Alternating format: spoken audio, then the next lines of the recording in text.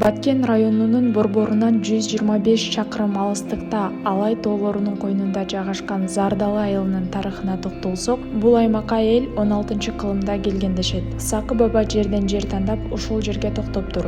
Учурдагы жергиликтүү жашоочулар Сакынын уул кыздарынан тарагандарбыз дешет. Zardali degenin bu adı tagi bizni Sakıbabaz bazı bakıyıp Akayip'ten kaçıp yürüdük mü? Kıtayda birlikten kaçıp çıkan. Birlikte batışpay kaçıp çıkandan keyin Zertanda bir kança yerlerde kıdırıp karasa bunday bekem korgoo yer yok. Saymadan mıқты интернеті жана TV менен бирге жайды карай. Интернет секундасына 300 жана 500 мегабитке чейин. Ылдамдыгы тим эле кайф. 220дан ашык телеканал. Ар кандай табит үчүн. 5 онлайн кинотеатр. Тасмалар, сериалдар жана мультфильмдер акысыз. Кубаттуу гигабиттик Wi-Fi роутер акысыз.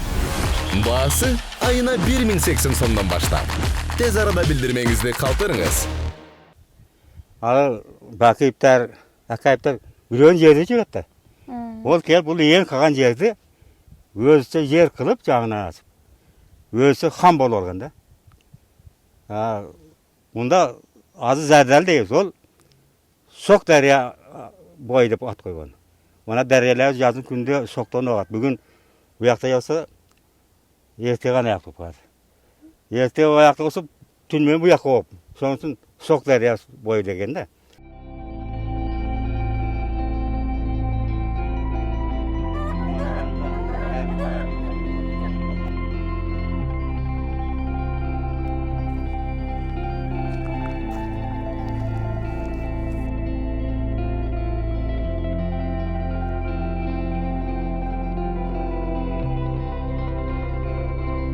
Sakıbabaz'ın kelgeniga 1400 yıllarda kelgen bolsa, sondan beri Zardalini meken kılıp korgop yürüyoruz. Bu yağı Karategin, Afganistan, Pakistan'da nari çegara, yemek kuşlu çegara bu. 99 yılı 40'lerde kıyım oldu. Yer bu asfaltımda, buday yoruk oğağı, da oğar nöler oldu. Adem sel eskirtip daha, yakda onca çegara yasa oldu. Çegaranın en yemek kuşlu iş oldu.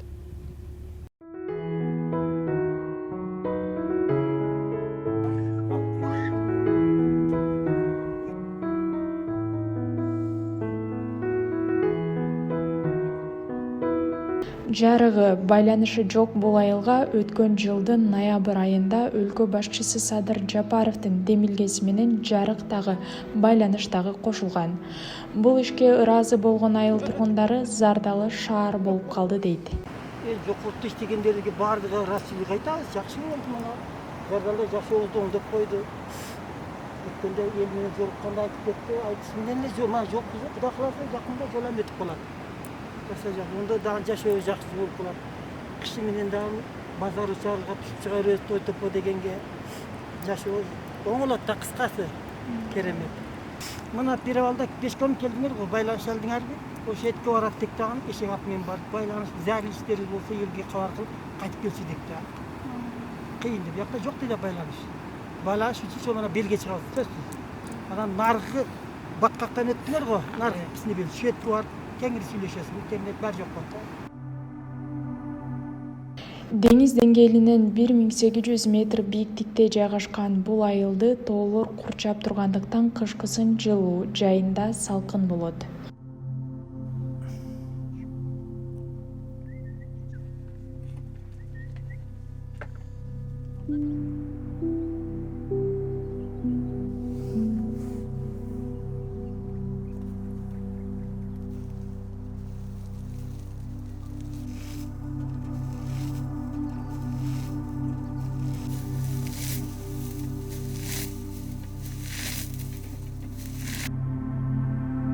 Баткенде шаарда кичине туруп калсам, Зардалыны сагынам. Балалыгымдагы ушул айылда өткөн дейт Мөөркан Калаева. Эрте туруп багымдатка турабыз. Анан кийин үй сайбыз, оны куябыз, ысытабыз. Partayda şu tezlikte. 3 kız 4 oğlum var. Anam üçü Bişkek'te, biri Yegit'te. Anam özüz. Baya kempirsallı yaşında yaşayız. Anam ken kızlar kıdırıp gelettir. Yesalğanı sol. Jerikenge vakıttan yok. Kimlik kelgende күнде şonu qaytalayсың. Өзгербейкен. Yok. Koşasan ılыға сүйжатып алышың керек та. Ол kimlik үш кылбасаң зерігесің да, кыйын да, карап жаткан кыйын. Ауасы, суы, ылыға түссең кыйын. Манага түссең жакшы жүресің. Каалаган жериңе сууду иче бересиң. Таза да бияқта бар жоғы. Илгери чубак менен де селерка куяттык. Onun şişesini arsip тазалап күнүгө ора келсиликте да ора. Күшүгө. Азыр кыйынчылыгы жок. Интернет иштетет, бардык иштетет. Илгери Карадеске же коргого өтөттүк Застабага сүйлөшкөнү. Ол ылыга түшүп, иш жок болғанда карап жатасың да. Мында келсе ишиң бардан, мана ишке жорунасың да. Алаксып иш кыласың. Ондан соң тайяр чай тамакты жеп эле жатасың да ичип. Зергесиң. Кесел болуп каласың кайтып. Кайтып эле кессем деп каласың. Кесе 6 ай шөнтүп жүрдүм да. Бишкекте жүрдүм 5 ай. Бәрленип. Кетем күндө кетем дейм. Буяктагылар көнбөйт. Жүрөр айлыгып дейт. Анан кийин ылдыга келгенден кийин кетем деп отуруп алдым. Бияка чыгып келем да кышка. Да, неме да? Бәрі үйіңді сағынат келсін да. Шундай біреу бөпелеп қарасайын бәрі үйіңе жетмек екен да. Үйің жақсы екен да.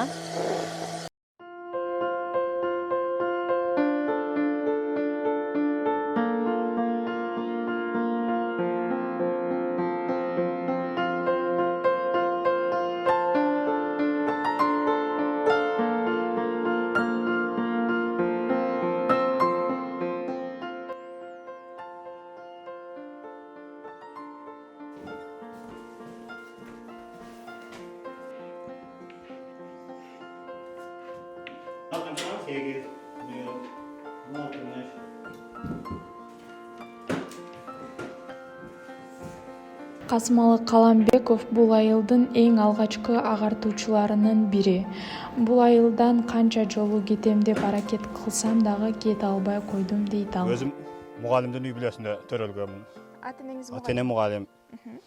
Ата мугалим, энем үй эмеси батырене. Так. Ошол анан кийин службаны бүттүк, турмуш курдук. Арадан убакыт өттү, бая үй бүлө багыш керек. Кийин окууга тапшырып, анан бул жерге мектеп ачылды. Мугалимдикке.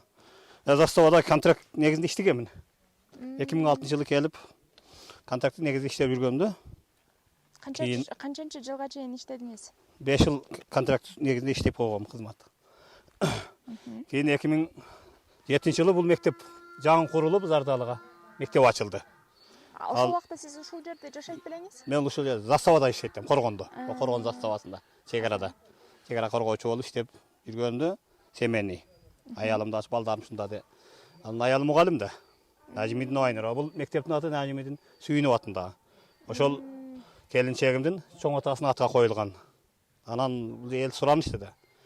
Чоң атаңардын атына коюлуп атса, иштеп бергиле деп анан макул деп аялым бул жерге келди, мектепке мугалим болуп. Биринчи мугалим болуп Нажимидин Айнура иштеген. Анан мен контракт негизинде иштеп жүргөндө директору дагы болду.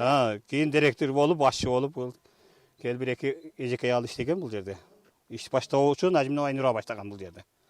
Андан кийин 2008 мен келдим. Контракт мемесин аяктатып мөөнөтүнө. Кийин бул жака которулдум. 2008ден 2018ге чейин иштедик. Мен иштедим 18ге чейин. Аялым 2014-жылы неме болду. Иштеп жүрдүк. Бул жерде жакшы жашоо тиричилигибиз кызык. Абдан эл көбүдө, окуучу көбүдө жакшы күндөр өттү. Күндөрдүн биринде 14 апрель 2014-жылы 14 апрель күнү эртең менен сабак өтүп кеткенбиз, абеттен кийин Оқушылар жөнөткөнбүз. Анан биз жумуштап талабына картошка, эгин эгип жүргөн маалда балдар ойноп жүрүшкөн. Анан ушул талаадан кайсы жерден белгисиз үлгүдө бир зат таап алып, 7 бала. Апрель айда mana ушул азыркы көргөн жаздын күнү чүкө барго. Ошону заттын коргошунан алып куябыз деп. Эми бала да түшүнбөйт. Белгисиз үлгүдөгү зат экен, кайсы үлгү экен. Жарылуучу зат экен, аны балдар неме кылып, мен да эки кызым бул жарылат атам айтам деп. Мен военде иштегенмин да. Анан атам айтам деп келсе мен үйдө жок. Мени издеп тапкыча бул балдар ойноп мык кагышып. Жарылып кетет. Менен 2 балам болгон. Чоң улум 3-класста болгон. Бул жерде. Кичүүсү 5 жашар эди. Анан кичүүсү каза болуп калды.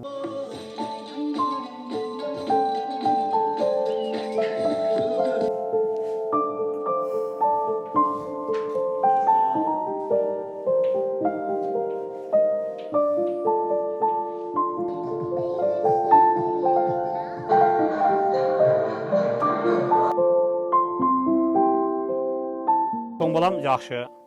Бой жетип азыр студент. Ошто 3-курста англис тилинде окуп атат. Буюрса ушул жерге кел мугалим болом деп атат. Зардалыга. Зардалыга. Сиз Бул ошондон кийин да чыгырган неме кылдык. Оор күн өттү. Келдик, баланы больницадан алып келип үйдө жүрдүк. Аз айланып кетти. Эми сентябрга келип мектеп кайтып чыгыш керек. Анан аялым чыкпайм деп калды. Мен чыкпайм, иштебейм. Ой, жок чыкпайм. Анан өзүм чыктым. Ошол майып баламды алып, шунда келип 1 ай, 2 ай иштеппиз. 2 ай иштеп анан кайра түштүк. Күндөрүн бирде балам доктурга апарам да, көрсөткөнү ооруп калдым деп да апарып. Анан сен балам неме кылгансың? Жерде жашабганыбызда мындай болбойт де. аялыңыз. Ошентип жүрүп анан ал да баланы жоготуу, стресс. Мениге да анан ал каймай чыгып отуруп өзүнүн үйдө жарылуу болду. Эми жарылуу десе үйдө да мина жарылды деп го, турмушубуз чачырап кетти. Баламдан ажыраган аз келгенсип, аялымдан ham ажырап калдым. Жашап келбей койдубу? Анан чыкпайм деди. Чыкпасаң мен чыга берем дедим. Иштейм келбей, өзүмдү өзүм күнөөлөп. Мен неге шуларды айылда эле элге окшоп, же шаарга барып Бишкекте. Тачки тарсам деле баламды бакмак экенмин.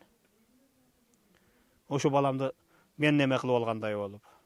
Анан эл басат экен. Элди арылайт экен. Ачууңду алат экен. Ой, сен деле эмес, элди да ушундай. Кудайым берет баланы.